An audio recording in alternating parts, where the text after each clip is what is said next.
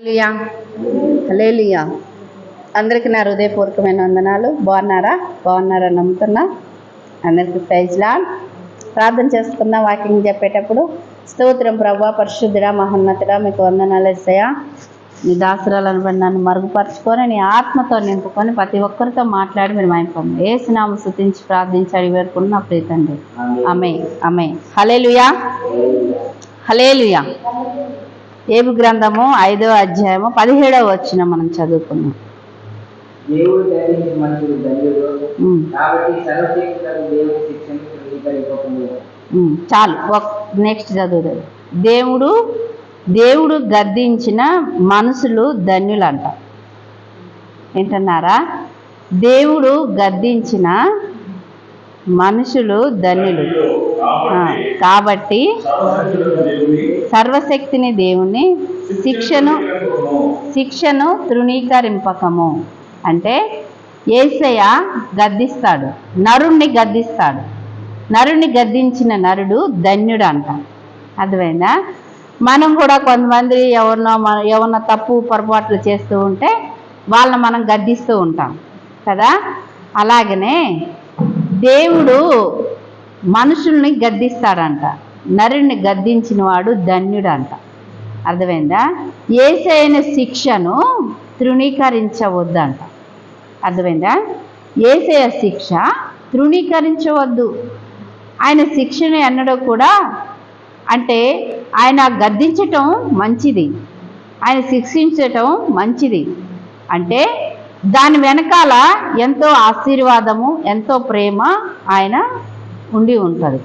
ఎందుకనంటే ప్రతి ఒక్కరిని తప్పు మార్గంలో వెళ్తూ ఉన్నప్పుడు గద్దిస్తూ ఉంటారు, అవునా? గద్దించి ఉన్నప్పుడు ఆ గద్దింపు ద్వారాగా సరి చేసుకునే శక్తి, జ్ఞానము దేవుడు ఇస్తాడు. అయ్యో మరి నేను అటు వెళ్తున్నా, తప్పుడు మార్గంలో వెళ్తున్నా కాబట్టి దేవుడు నన్ను గద్దించాడు. మనుషులు కూడా మామూలుగా మనం చూసుకుంటూ ఉంటే వారు చేసే పొరపాట్లు మనం గద్దించి ఉన్నప్పుడు దాన్ని ఏం చేయాలంటే సరి చేసుకుంటారు. తనకి ఇష్టమైన వాళ్ళని గద్దిస్తూ ఉంటాడు. ఇప్పుడు పిల్లలు అంటే మనకి ఇష్టం, వాళ్ళని మనం గద్దిస్తాం. ఎందుకంటే గద్దించి సరైన మార్గంలో నిలబెట్టాలని గద్దిస్తాం. అది వాళ్ళకి కఠినంగా అనిపించవచ్చు, అది వాళ్ళకి బాధగా అనిపించవచ్చు, కానీ ఆ మార్గం మంచిదనేసి గద్దిస్తూ ఉంటాం. యేసయ్య కూడా తనకిష్టమైన కుమారుణ్ణి ఆయన గద్దిస్తాడంట. హల్లెలూయా. తనకిష్టమైన వారిని ఆయన గద్దిస్తాడు. అయితే ఆయన ప్రేమించేవాడు, ఆయన గద్దించేవాడు, ఆయన ఆదరించేవాడు. ఆయన గద్దింపుకు లోబడితే ఎంతో ధన్యులు అంట. అర్థమైందా? ఆయన పేతురుని బాగా ప్రేమించి ఉన్నాడు. పేతురుని కూడా ఆయన గద్దించి ఉన్నాడు. ఆయన ఏమన్నాడు? అయ్యా నన్ను సిలువకి అప్పగించిపోతున్నారు, నన్ను ఇలాగా చంపబోతున్నారు అని యేసయ్య కొన్ని సంఘటనలు చెబుతూ ఉన్నప్పుడు, ప్రభువా నీ మీద ఏగబడ్డాగా నేను ఒప్పుకోను. అర్థమైందా? నీ మీద ఏ హాని జరిగినా కానీ నేను ఒప్పుకోనంటే సాతానా పో అడుగు. దేవుడు శిక్ష అంటే నేను వచ్చింది ఆయన మాట నెరవేర్చడానికి ఈ లోకంలో వచ్చి ఉన్నాను. నువ్వు నన్ను ఎంతో ప్రేమిస్తున్నావు, కానీ నీతో నేను పాలు పంచుకోవాలని అంటే ఇది నాకు సరైనదే. నేను మీ అందరి కోసం ప్రాణం పెట్టడానికి ఈ లోకానికి ఆయన నన్ను పంపించి ఉన్నాడు. కాబట్టి నాకు అనేకమైన గాయములు, ఆ శోధన నాకు వచ్చి ఉన్నప్పుడు నేను తట్టుకోలేని ప్రభువా అని అంటున్నావు నువ్వు. అది సాతాను ప్రేరేపణ ద్వారాగా దానికి నువ్వు అడ్డుపడతావా? సాతానా వెళ్ళిపో అంటున్నావు. అర్థమైందా? అంటే ఎందుకనంటే నేను ఈ మాట చెప్తుంది, ఆయన గద్దించిండు అనమాట. పేతురును కూడా గద్దించి ఉన్నాడు. అర్థమైందా? ఆయన శిష్యులను గద్దించి ఉన్నాడు. ఎంతకాలం నేను మిమ్మల్ని మూర్ఖతరం వారులారా, ఎంతకాలం మిమ్మల్ని నేను సహిస్తాను, ఎంతకాలం నేను భరిస్తాను అనేసి ఆయన శిష్యులను కూడా గద్దించి ఉన్నాడు. ఆయన గద్దింపులోని ఎంతో ప్రేమ ఉన్నదన్నమాట. అర్థమైందా? ఆ గద్దింపు వెనకాల ఎంతో ఆశ్చర్యమైన మేలులు దాచిపెట్టి ఉన్నది. దాన్ని సరి చేసుకోవటానికి అంటే సహోదరులందరినీ కూడా ఆయన గద్దించే అధికారము ఆయనకున్నది. ఎందుకంటే ఆయన శిష్యులను తయారు చేసి ఉన్నాడు. ఆయన అనేకమైన భూమిలోకి, ఈ ప్రపంచంలోకి సువార్త వ్యాపించాలి అని అంటే ఆయన కొంతమందిని ప్రవర్తలుగా, కొంతమందిని ఆయా రీతిగా, ఆయా సంబంధానిగా, ఆయా భాషలు, ఆయా అభిషేకం, ఆయా రకాలుగా ఆయన ఇచ్చి ఉన్నాడు 12 మందికి కూడా. 12లో ఒకడు తప్పైనా ఇంకొకటి దేవుడు యాడ్ చేసి అంటే వచ్చి ఉన్నాడు అనుకో. చెబుతున్నాను సహోదరి సహోదరులారా, అనేకమైన వారి మీద ఆయన ఆత్మ కుమ్మరించి ఆయన గద్దించే దేవుడు అన్నమాట. దేవుడు కింద మనం చదువుకుందాం. ఆయన గాయపరిచి గాయములు కట్టునంట. ఇప్పుడు వాళ్ళని గద్దించినందుకు వాళ్ళకి ఎంత బాధ కలుగుంటుంది. యేసయ్య మాతో ఎంత మంచిగా ఉన్నాడే, అయ్యో యేసయ్య ఎంత మంచిగా ఉన్న మమ్మల్ని గద్దిస్తూ ఉన్నా. మేమే పేతురేమనుకుంటాడు, అయ్యా నిన్ను సిలువకు అప్పచెబుతారనేసి ఎవరు అప్పగించేది ఎవరు అనేసి పేతురు అంటూ ఉన్నప్పుడు, అప్పుడు యేసయ్య గద్దించి ఉన్నాడు కదా. గద్దించి ఉన్నప్పుడు ఆ యేసయ్య మీద ఆయనకు ప్రేమ అనుకున్నాడు. కానీ అదేంటనంటే అది శిక్ష. ఆయన భూలోకానికి వచ్చి ఉన్నాడు కాబట్టి నెరవేర్చటానికే పేతుర్ని గద్దించండి. ఏమో సాతాను కూడా రకరకాల కుయుక్తులు ఉంది. అమ్మో అలా జరగకూడదని పేతుర్ని వాడుకోవచ్చు కదా. అప్పుడు యేసయ్య ఏం చేసిందంటే, సాతానా నా దగ్గర నుంచి వెళ్ళిపో అని అన్నాడు. పేతుర్ని గద్దించి ఉన్నప్పుడు పేతురు అనుకోవచ్చు, నేనేంది యేసయ్య పక్కన లేచి ఆయన పక్కనే తిరుగుతూ నన్ను సాతానా అన్నాడేంటి, అర్థమైందా? నొచ్చుకోవచ్చు. ఆయన శిక్ష, ఆయన గద్దింపు, ఆయన గాయములు కట్టేవాడంట. అర్థమైందా? గాయములు చేసేవాడు ఆయనే, గాయములు కట్టేవాడు ఆయనేనంట. అర్థమైందా? మనుషుల్ని గద్దించటం, రాంగలో నేను గద్దించినాను ఎందుకనంటే తప్పు చేసింది అనిపించింది నాకు. అవునా? దానికి ఏమనిపించాను, నువ్వెందుకమ్మా అలా చేసావని గద్దించాను. అవునా? గద్దించాను. ఎందుకనంటే దేవుడు మాకు చెప్పింది అది ఎవరైనా ఒకటే, పెద్ద చిన్న అది కాదు. దేవుడు పెట్టిన బాధ్యత ప్రకారంగా అది మనకు తెలిసి ఉన్నప్పుడు నువ్వు పెద్దవైనా నేను చిన్న అయినా కానీ అక్కడ ఏం జరిగిందంటే ఆయన మాటకు లోబడాలి. కాబట్టి నేను మిమ్మల్ని రాంగలోనే గద్దించాను, అంతే కదా. దానికి నొచ్చుకొని పాస్టర్ అయింది, నన్ను ఎలా గద్దించింది, అయ్యో నన్ను ఎలాగ అన్నదేంటి, నొచ్చుకొని నువ్వు పోయావనుకో. దేవుడు మాటకు లోబడింది ఎక్కడా లేదు. అర్థమైందా? నేను ఒక మానవ రీతిగా పాశ్రమంగా దేవుడు నన్ను ఇక్కడ నిలబెట్టి ఉన్నాడు. కానీ ఆమె ఏంటి అలాగ నన్ను గద్దించింది అనేసి నువ్వు నొచ్చుకొని పోయావు అనుకో, నువ్వు దేవుడికి ఎక్కడ తగ్గించుకొని కనపడ్డావు, విధేయుడిగా ఎక్కడ ఉన్నావు, కనపడలేదు కదా. ఎందుకంటే ఆయన గద్దిస్తాడు, ఆయన ప్రేమించిన వారిని గద్దిస్తాడు, ఆయన శిక్షిస్తాడు. ఆయనే గాయములు చేసేవాడంట, ఆయనే గాయములు కట్టేవాడంట. హల్లెలూయా! గాయములు చేసేవాడు ఆయనే, గాయములు కట్టేవాడు కూడా ఆయనే. అర్థమైందా? అందుకోసమే ఆయన గద్దిస్తూ ఉంటాడు అన్నమాట. అర్థమైందా? శిష్యులు కూడా ఇక్కడ ఏం చేశారంటే నిద్రపోతూ ఉన్నారు. యేసయ్య అప్పగించబడిపోతున్న రాత్రి ఆయన పోయి ఆయన బాగా ప్రార్థన చేస్తూ ఎంతో ఆ వేదనతో ఆయన ప్రార్థన చేస్తూ ఉన్నాడు. ఇంకా తెల్లారితే ఇంకాసేపటికే ఆయన్ని పట్టుకుంటారు. ఆయన అప్పుడు తోటలోకి వెళ్ళి బాగా ప్రార్థన చేస్తూ ఎంతో వేదనతో ప్రార్థన చేస్తూ ఉన్నప్పుడు శిష్యులందరూ కూడా ఏం చేశారంటే నిద్రపోతూ ఉంటారు. నిద్రపోతూ ఉన్నప్పుడు అప్పుడు వచ్చి గద్దిస్తాడు. ఏమని, ఒక్క గడి అయినా కానీ మెలకుతో ఉండలేరా మీరు, లేండి అని గద్దిస్తాడు.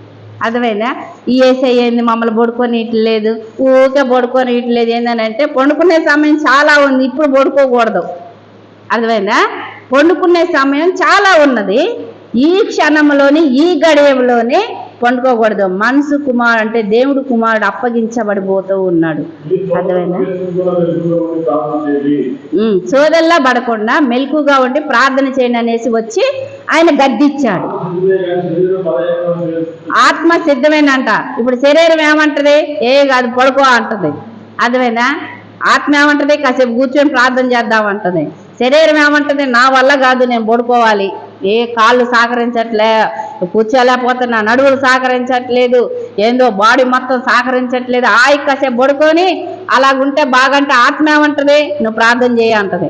పండుకున్నా కానీ నువ్వు ప్రార్థన చేయంటది, లేచి కూర్చొని ప్రార్థన చేయంటది, గద్దిస్తూ ఉంటది. అంటే అదే ఆత్మ దేవుడి ఆత్మ. హల్లెలూయా. ఏం కాదులే అనేసి ఆత్మ కూడా నిద్రపోయింది అనుకో, అక్కడ దేవుడు ఆత్మ లేనన్నట్టు. అర్థమైందా? అందుకోసమే ఆయన గద్దిస్తాడు.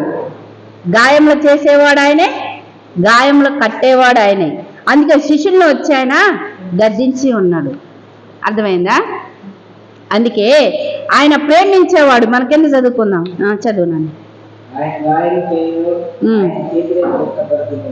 ఆయన గాయముల చేయను, ఆయన చేతులే ఆయన్ని గాయములు చేయను, ఆయన మనల్ని స్వస్థపరుస్తాడంట.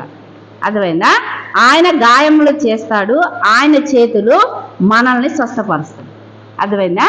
మనందరినీ స్వస్థపరుస్తాడంట. అర్థమైందా? ఆయన హస్తము మన మీద ఉంచి స్వస్థత మనకి కలిగింది. అంటే ఆయన గాయములు చేస్తాడు అంటే ఆయన ప్రేమించిన వారిని అందరిని కూడా గద్దించి శిక్షిస్తాడు. అంటే కానీ మళ్ళీ ఆయన చేతులతోటే మళ్ళీ స్వస్థత ఇస్తాడు. ఎవరైనా మనం కొట్టామనుకో, ఒక దెబ్బ పిల్లగాన్ని కొట్టినవనుకో, కొట్టినప్పుడు వాడు ఏడుస్తూ ఉన్నాడు. ఏడుస్తూ ఉన్నప్పుడు మనం ఏం చేస్తాం? దానా మా నాన్న ఇందాక కోపం వచ్చేది, నువ్వు చెప్పిన మాట వినలేదు కాబట్టి నిన్ను కొట్టాము అనేసి దగ్గర తీసుకుంటాం. యేసయ్య కూడా అలాగనే గద్దించి ఆయన మరలా గాయములు కట్టి ఆయన హస్తం ఎక్కడైతే దెబ్బ ఉన్నదో స్వస్థత ఇవ్వటానికి ఆయన హస్తం సాపుతూ ఉంటాడు. హల్లెలూయా, హల్లెలూయా. అయితే చూసారా, ఎందుకనంటే నజరేయుడైన యేసయ్య ప్రేమించేవాడు గనక అందరినీ గద్దిస్తూ ఉంటాడు. అర్థమైందా? ఆయన గద్దించటంలోనే ఉంది అనేకమైన ఆశీర్వాదాలు. ఆయన గద్దింపుకు లోబడితే, ఆయన మాటకు లోబడితే, ఆయన మాటలోనే ఉన్నది శక్తి. అనేకమైన దీవెల్లో ఆ గద్దింపులోనే ఉన్నాయి. గద్దింపుకి తృణీకర అంటే సరేలే పో, నువ్వేందిలే చెప్పేది అన్నాం అనుకో, అక్కడ ఆశీర్వాదం అనేది ఉండదు. మారా వెనకాల ఏంటి మధురం ఉంటుందంట. హల్లెలూయా. ఒక మారా వెనకాల ఒక మధురం, ఒక చేదు వెనకాల ఒక తీయనైన ఆశీర్వాదము ఉంటుందంట. ఎన్నో బాధల వెనకాల ఒక మేలైన దీవెల్లో ఉంటాయన్నమాట.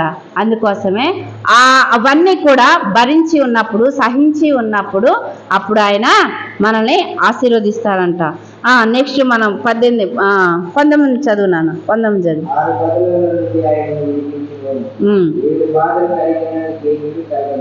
6 బాధల నుంచి అంట నిన్ను ఇడిపిస్తాడంట. 7 బాధలు కలిగినా కానీ నీకు ఏ కీడు రాదంట. అర్థమైందా? 6 బాధలు కలిగినా కానీ ఆయన నిన్ను ఇడిపిస్తాడంట. 7 బాధలు వచ్చినా నీకు ఏ కీడు రాదు. ఎంతో మంది అంటారు, ఏమేమో అంటారు, ఎన్ని కష్టాలు వచ్చినా, బాధలు వచ్చినా, ఏది వచ్చినా, ఏ నింద వచ్చినా, ఏది వచ్చినా కానీ నీకు ఏ కీడు రానేని అంటుండే. ఏ ఇబ్బంది లోకంలో ఏమేమో ఆపదలు వస్తూ ఉన్నా కానీ నేను నీకు ఏ కీడు రానేని అంటున్నాడు. అర్థమైందా? ఎన్నో బాధలు వస్తాయి, 6 బాధలు అంట. అయ్యో నాకు అన్ని శోధనలేనా, అన్నీ నాకు సమస్యలేనా, నేను ఎవరికి చెప్పుకోలేకపోతున్నాను, అయ్యో అందరు నన్నే అంటున్నారు, నేను చర్చిపోతున్నాను, అయ్యో నువ్వేంది ఇంత ప్రార్థన చేస్తున్నావు, నువ్వేంది ఊకే మందిరానికి వెళ్తున్నావు అనేసి అన్నీ నన్నే అంటున్నారు అనేసి కొంతమంది కుంగిపోతూ ఉంటారు. అవునా లేదా?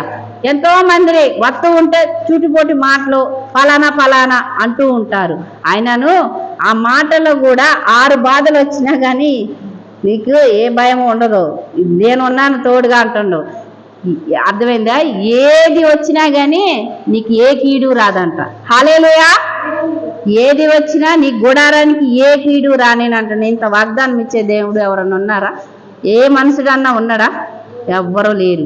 ఎందుకంటే మన యేసయ్య మాట ఇచ్చినవాడు, నమ్మదగినవాడు, మాట ఇచ్చినవాడు నెరవేర్చేవాడు, మాట ఇచ్చినవాడు సృష్టిని శాసించేవాడు, మాట ఇచ్చినవాడు అనేకమైన ఆశ్చర్యకార్యములు చేసేవాడు, మాట ఇచ్చినవాడు మాట తప్పనివాడు, మాట ఇచ్చినవాడు ఆయన దీవించేవాడు. ఆ మాటలోనే ఉన్నది ఒక ఆశీర్వాదం. హల్లెలూయా. కష్టాలు, బాధలు, నిందలు ఎన్ని వచ్చినా కానీ ఆయన వైపు మొరపెడుతూ ఉన్నప్పుడు, ఆయన వైపు మనం ఎదురు చూస్తూ ఉన్నప్పుడు, ఆయన వైపు మనం ఆధారపడి ఆయన వైపే మనం చూస్తూ ఉన్నప్పుడు మనకి ఎన్నో ఆశీర్వాదాలు ఆయన ఇస్తాడంట.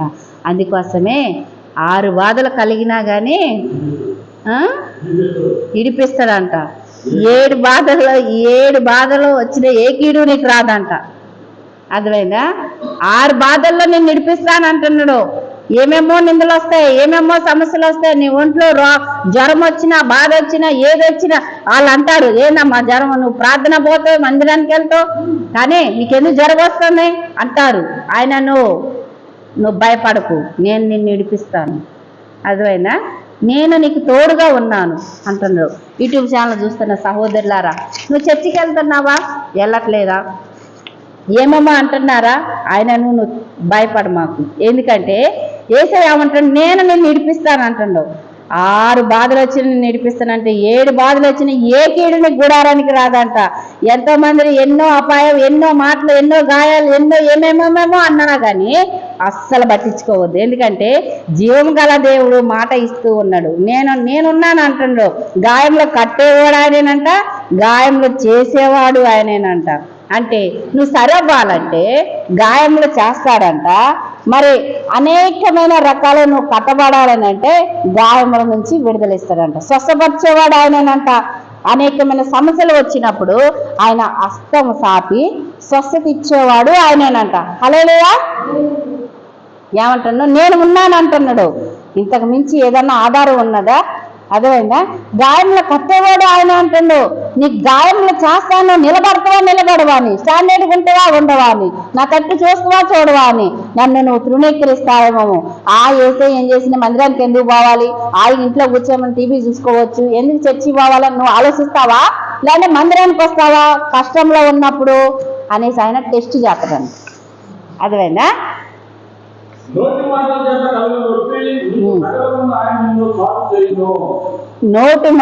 మాటల చేత కలుగు నొప్పి అంట నీకు తగలదంట. ఎంతో మంది ఎన్నో తిడుతూ ఉంటారు, నువ్వు అట్టయిపోవు, నువ్వు ఇట్టయిపోను అదేసి అని. ఆ గాయాలు మనకు ఉంటాయి కదా, ఆ నొప్పి అయినా ఆ బాధ నీకు తగలకుండా చేస్తాడంట. ఏతూ లేని శాపం తగలదంట. అర్థమైందా? హల్లెలూయా. ఏతూ లేని శాపం తగలదంట. నీ కాడ ఏ తక్కువ లేదా, నువ్వేం అనలేదా, నువ్వు మౌనంగా ఉన్నావా, వాళ్ళు తిడుతున్నారా, వాళ్ళు ఎన్నో మాట్లాడుతున్నారా, నువ్వు సైలెంట్గా ఉన్నావా, ఆయనను నీకు ఏ హాని, వాళ్ళు ఎన్ని తిట్టినా ఎన్ని పోసినా కానీ, వాళ్ళు నిన్ను ఎన్ని అన్నా కానీ ఆ కీడు నీకు, ఆ నొప్పి వాళ్ళు నోటి మాటల ద్వారా నిన్ను గాయపరచాలని చూసినా కానీ ఆ తిట్టు నీకు తగలవంట. హల్లెలూయా. హల్లెలూయా. అర్థమైందా? అందుకే జీవం గల దేవుడు మాటల్లోని నీ నోటి మాట ద్వారాగా నొప్పి ఎన్నో మాట ద్వారా గుండెం గాయమైనట్టుగా ఎంతో బాధపడుతూ ఉంటాం మనం.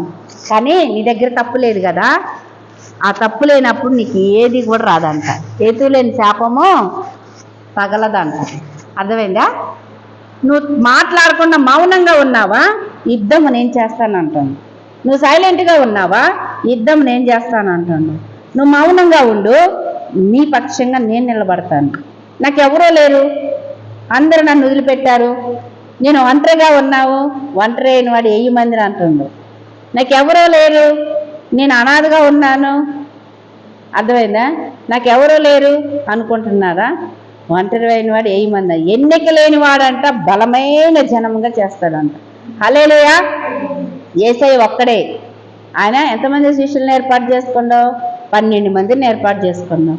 12 మంది ద్వారాగా ఈరోజు మన దాకా సువార్త, కొన్ని కోట్ల సువార్త, కొన్ని కోట్లు అర్థమైనా ప్రజలు ఆయన్ని ఆరాధిస్తూ ఉన్నారు. ఇంకా చాలా మంది ప్రజలు కూడా ఆయన ప్రేమని తెలుసుకోలేకపోతున్నారు. ఎందుకంటే ఇంకా కోత విస్తారం, పనివారు కొద్దిగాని ఇంకా కొదువుగానే ఉన్నదన్నమాట. ఎందుకంటే ఆయన ప్రేమను ఇంకా ప్రకటించడానికి ఇంకా తయారు చేస్తూనే ఉన్నాడు. ఇంకా ఆయన పని తయారు చేస్తూనే ఉన్నాడు. ఆయన పని చేయటానికి ఇంకా తయారు చేస్తూనే ఉన్నారు. ఇంకా చాలా మంది ప్రజలు ఉన్నారు. ఇంకా చాలా మంది నా ప్రేమ తెలియదు, ఇంకా చాలా మంది ప్రజలు లోకంలో ఉంటున్నారు. వారికి లోకం ఆశల వైపు ఉంటున్నారు, లోకం వైపు పరిగెడుతూ ఉన్నారు. వారికి ఎన్ని ఆపదలు వచ్చినా, ఎన్ని బాధలు వచ్చినా, ఎన్ని నిందలు వచ్చినా కానీ నా వైపు తిరగట్లేదే అన్న బాధ యేసయ్యకి ఉన్నది. తనకి ఇష్టమైన వాడిని ప్రేమిస్తాడు, తనకి ఇష్టమైన వాడిని గద్దిస్తాడు, తనకి ఇష్టమైన వాడు గాయాలు చేస్తాడు, తనకి ఇష్టమైన వారిని గాయాలు కడతాడు. అర్థమైందా? తనకి ఇష్టమైన వారిని ఆయన హస్తం సాపి స్వస్థత ఇస్తాడు. బాధ ఉన్నదా, నీకు రోగం తగ్గట్లేదా, డాక్టర్ దగ్గరికి వెళ్ళావా, స్వస్థత రావట్లేదా, ఎన్ని మెడిసిన్ చేసుకున్నా, ఏమి వేసిన ఇంజక్షన్లు చేసుకున్నా కానీ నీకు స్వస్థత అనేది లేదా, నేను ఇస్తాను అంటున్నాడు. హల్లెలూయా. నేను ఉన్నాను, నువ్వు భయపడకు అంటున్నాడు. నేను ఉన్నాను, నాకు పలానా జాబ్ రావట్లేదు, నేను పలానా చేయాలనుకుంటున్నాను, పలానా దాంట్లోకి వెళ్ళాలనుకుంటున్నాను, మరి నాకు ఏ సహాయమో లేదనుకుంటున్నావా, ఆయన నా వైపు చూడు, నేను నీకు విడుదల ఇస్తాను అంటున్నాడు. ఎన్నో మాటలు అంటున్నారా, ఏమీ చేయట్లేదు, అది అంటున్నారా, కానీ నేను ఉన్నాను నీకు తోడుగా, నువ్వు భయపడమాక అంటున్నాడు. అర్థమైందా? స్కూల్లో జాయినింగ్ కానీ ఇప్పుడు ఇంకా అనేకమైన వాటిలో కానీ ఉంటూ ఉన్నారు పిల్లలు కానీ పెద్దవాళ్ళు కానీ, రకరకాలుగా చేయాలని ఏమేమో మాటలు వస్తూ ఉంటాయి. ఆయనను భయపడకు, నేను ఉన్నాను అంటుండు. నేను గాయములు కట్టేవాడును నేనే, గాయములు చేసేవాడును నేనే. అర్థమైందా? స్థిరమైన బండ మీద నిలబడాలంటే పేతుని గద్దించింది యేసయ్య. పేతురు, నువ్వు బండవే అన్నాడు. అర్థమైందా? బండ ఆడన్నా పగిలిపోతుందా? పగలగొట్టినా, ఎంత పగలగొట్టినా బండ గట్టిగా ఉంటుంది. మట్టికి బండకి తేడా చూడండి. అర్థమైందా? వర్షం పడింది అనుకో, మట్టి అంతా కరిగిపోతూ ఉంటుంది, బండ మాత్రం అట్లనే స్థిరంగా ఉంటుంది. పేతురు, నువ్వు బండ మీద నా సంఘాన్ని కట్టు. నువ్వు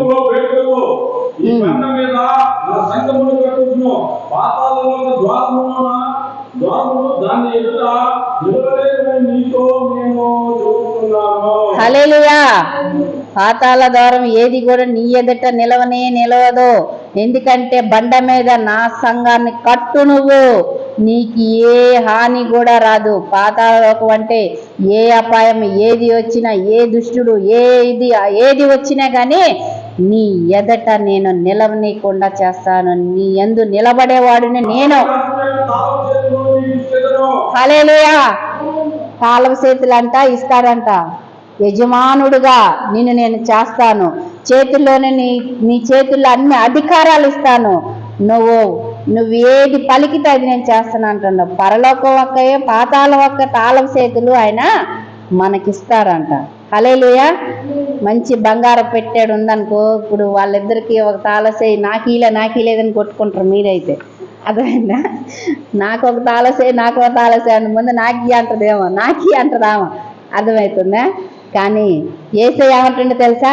అధికారం గల తాళం చేతులు అంటున్నాడు. అర్థమైందా? బంగారం పెట్టి తాళం చేతుల కోసం మీరు పట్టుకుంటే ఆయన ఏమంటుండంటే అధికారం గల తాళం చేతులు అంటున్నాడు. యేసు నామములోనే స్వస్థత కలుగును గాక అంటే కలగబోయే అభిషేకం. యేసు నామములో నా ఎదుట శత్రువు ఏది కూడా నిలబడకూడదని యేసు నామములో అని మాట్లాడితే అక్కడి నుంచి వెళ్ళిపోయే తాళం చేయి. అంటే ఆయన పాతాళం ఒక్కయే పరలోకం ఒక్కయే తాళం చేతులు నేను నీకు ఇస్తాను, నీ చేతిలో ఉన్నాయి. ఇంత గొప్ప దేవుడో చూసారా? హల్లెలూయా. హల్లెలూయా. నీ ఇంటి తాళం చేతులు పక్కింటికి నువ్వు పక్క వాళ్ళకి ఇయటానికి నువ్వు నమ్మవు. అర్థమైందా? నమ్ముతావా? నువ్వు నమ్మవు. కానీ జీవం గల దేవుడు నిన్ను నమ్మి నీకు అధికారం చెబుతున్నా అంటున్నాడు.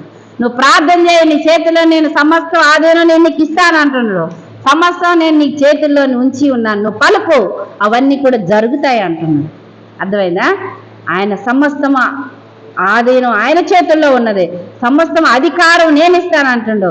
భూమిని పరిపాలన చేసే నాయకుడు, భూమిలో ఏ నాయకుడు నేను నీకు అధికారం ఇస్తానంటే, ఒక నరుడు ఒక పురుగు వంటి వాడు పనికిరాని వాడిని ఒక నరుణ్ణి ఆయన ప్రేమించి అధికారం ఇస్తానంటుండు. ఆ నరుణ్ణి గాయములు చేసి గాయములు కట్టేవాడిని నేను అంటుండు, గాయములు బూడ్చేవాడిని నేను అంటుండు. నీకు ఏ అపాయం వచ్చినా కానీ నీ పాదాలకి రాయదగలు నేను అంటున్నాడు. అర్థమైందా? 6 బాధలు కలిగిన 7వ బాధలు నీకు ఏ కీడు రాదంటున్నాడు. ఒక నరుడు మీద ఆయనకి ఎంత ప్రేమో తెలుసా? హల్లెలూయా. మన మీద ఆయనకి ఎంత ప్రేమో తెలుసా? మనని ఆయన ఎంత ప్రేమిస్తున్నాడో తెలుసా? ఆ ప్రేమలోని ఎంతో ఆశీర్వాదం. ఎవరు ప్రేమిస్తారు? మన బంధువులే మనల్ని ప్రేమించరు, మన రక్త సంబంధికులే, తోడబుట్టిన వాళ్ళే మనల్ని తృణీకరిస్తూ ఉంటారు, త్రోసివేస్తూ ఉంటారు. కానీ యేసయ్య ఏమంటుండో తెలుసా? నిన్ను నేను ప్రేమిస్తున్నాను అంటుండు. నీకు ఏ కీడో రాదంటుండో, నీకు సమస్తం ఆధీనం నీ చేతిలో ఉందంటుండో. అందుకే ఆయన గద్దిస్తాడు, అందుకే ఆయన ప్రేమిస్తాడు. ఆ గద్దింపుకి లోబడి నడిచిన ఎడల ఎంతో ఆశీర్వాదం నేను ఇస్తానంటుండు. ఓకేనా? యూట్యూబ్ ఛానల్ చూస్తున్న సహోదరి సహోదరులారా, దేవుడు మాటకు లోబడి, ఆయన గద్దింపుకు లోబడ్డప్పుడు, ఆయన మాట విన్నప్పుడు సమస్త ఆశీర్వాదాలు నేను ఇస్తానంటున్నాను. సహోదరులారా, యూట్యూబ్ ఛానల్ చూస్తున్న మీరందరూ కూడా షేర్ చేయండి, బెల్లి బటన్ నొక్కండి. అనేకమైన బంధువులకి, రక్త సంబంధికులకి అందరికి మీరు ఫార్వర్డ్ చేయండి సహోదరులారా. సరేనా? అందరికీ నా హృదయపూర్వకమైన వందనాలు. ఈ వాక్యం పంపించే బాధ్యత మీ మీద ఉంది కనుక మీరు చేస్తారు అని నేను నమ్ముతున్నాను. అనేకమైన ప్రాంతాలకు సువార్త వెళ్ళాలి కాబట్టి కోత విస్తారం పనివారు కొద్దిగానే యేసయ్య చెప్తూ ఉన్నాడు. కాబట్టి వాస్తవానికి మీరు అనేకమైన దీని ద్వారాగా కొంతమంది రక్షించబడవచ్చు, కొంతమంది మారు మనసు పొందవచ్చు. దాన్ని బట్టి మీరు ఆలోచించి మీరు ఫార్వర్డ్ చేస్తారని నమ్ముతూ యేసు నామములో స్తుతించి ప్రార్థించి అడిగి వేడుకుంటున్నాం. మీరందరూ కూడా జ్ఞాపకం చేసుకొని ప్రార్థన చేసుకుని, స్తోత్రం ప్రభా పరిశుద్ధుడా మహోన్నతుడా, నీకు వందనాలు యేసయ్యా. చెప్పబడిన వాక్యాన్ని బట్టి మీకు వందనాలు.